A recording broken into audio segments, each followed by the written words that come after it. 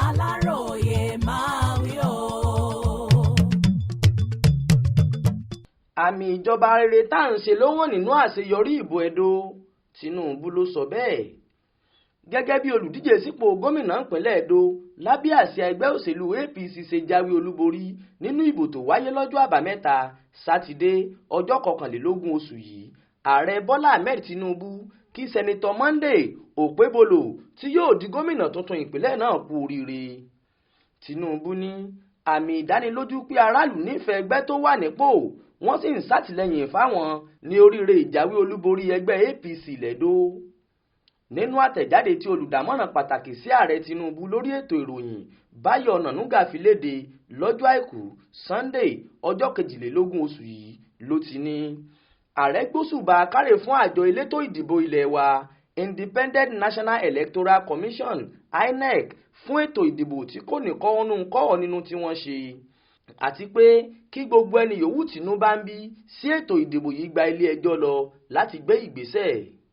Mo gbóṣùbà káre fún àjọ INEC àtàwọn òṣìṣẹ́ elétò ààbò fún iṣẹ́ takuntakun wọn láti ṣètò ìbò tó kẹsẹ̀ járí tó sì ń lọ nírọ̀wọ́rọsẹ̀. Lẹ́ẹ̀kan sí i, INEC tún ti fi hàn pé àwọn kò ní yẹsẹ̀ lórí pípèsè ètò ìdìbò tí kò ní ẹja ń bá kàn nínú tí kò sì ní mú rògbòdìyàn dání fún orílẹ̀-èdè wa Nàìjíríà. Àṣeyọrí àti ìjáwé olúborí nínú ìbò yìí fi àtìlẹ́yìn àwọn èèyàn sí ẹgbẹ́ òṣèlú tó wà nípò hàn, pàápàá jùlọ bí wọ́n ṣe gùn lé àwọn ètò tó lè mú ìlọsíwájú wá àtàwọn ètò tó ń ṣe àmúgbòòrò fún ètò ọrọ̀ ajé àti èròǹgbà láti mú àyípadà rere bá ìgbésí ayé àwọn ọmọ Nàìjíríà. Bákan náà ni ààrẹ rọ gómìnà tí wọ́n ṣẹ̀ṣẹ̀ yàn sípò ìyẹn sẹ́nẹ́tọ̀ Okpebholo láti má ṣe fi ayọ̀ pọ̀rọ̀ tàbí ìwà mọ́tómọ́tó ba oríire rẹ̀ jẹ́, ṣùgbọ́n kó rí gẹ́gẹ́ bí ìpèníjà láti ṣiṣẹ́ sin àwọn èèyàn ẹ̀. Ó ní kí ọkùnrin náà gbìyànjú láti fọwọ́sowọ́pọ̀ pẹ̀lú àwọn ẹgbẹ́ alátakò nípínlẹ̀ náà lójúnà àti lè mú ìṣọ̀kan wá sí àárín wọn àti àwọn èèyàn ìpínlẹ̀ Ẹdó fún ìdàgbàsókè ilẹ̀ wọn.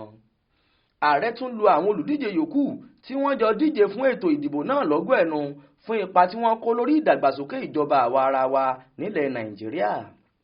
Ó ní ìdíje sípò olóṣèlú tí kò mú ìjà lọ́wọ́ bí irú èyí tó wáyé lọ́jọ́ Sátidé tó kọjá yìí ṣàfihàn Nàìjíríà gẹ́gẹ́ bí ìlú tí ìjọba alágbádá rẹ́sẹ̀ múlẹ̀ níbẹ̀. Tinubu kan sáárá sáwọn èèyàn ìpínlẹ̀ Ẹdó fún ìfọwọ́sowọ́pọ̀ wọn àti bí wọ́n ṣe gba àlàáfíà láàyè lásìkò tí ètò ìdìbò náà ń lọ lọ́wọ́. Monísọ́lá Sàká ló ṣàkójọpọ̀ ìròyìn fún iléeṣẹ́ tẹlifíṣàn Aláròyé online. Ismail Adéẹ̀yọ̀ ló kà sétígbọ̀ọ́ yín.